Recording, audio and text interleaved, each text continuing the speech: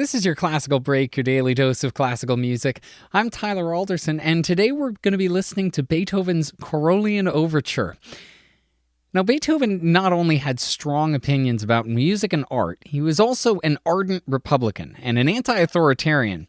If you remember the episodes on his Eroica Symphony, he first dedicated that piece to Napoleon, thinking that he was going to be the man that finally shattered the grip that monarchies had on Europe.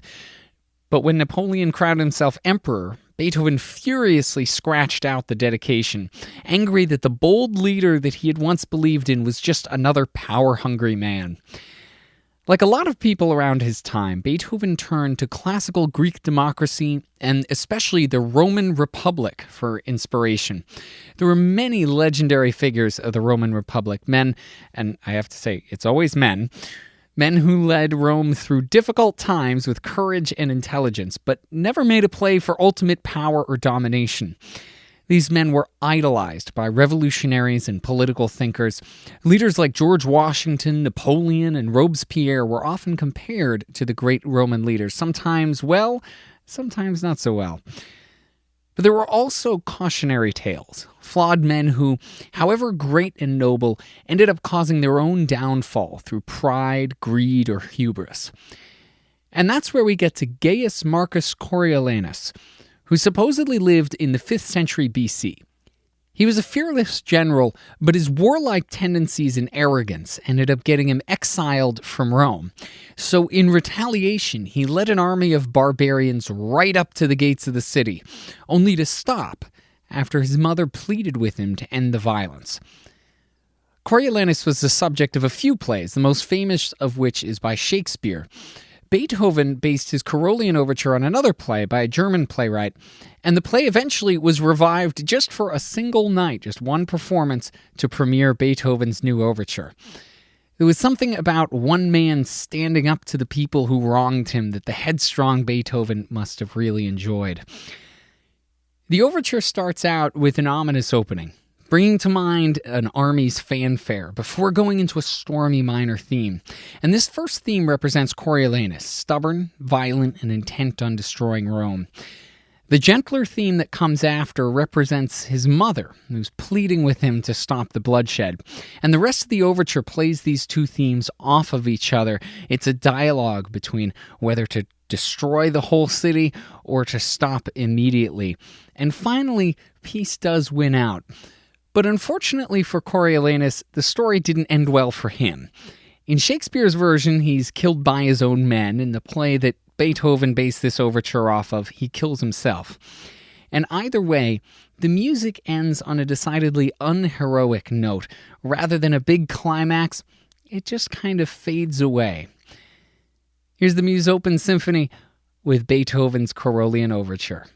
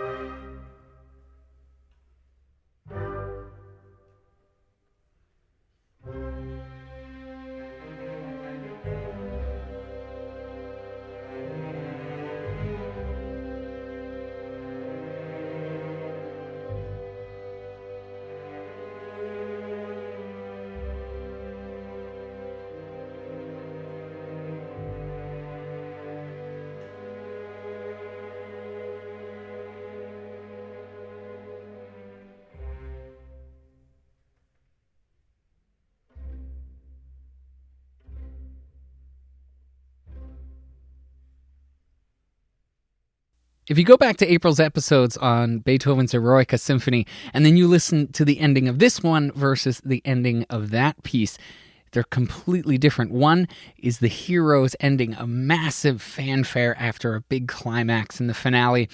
This one, it just fades away.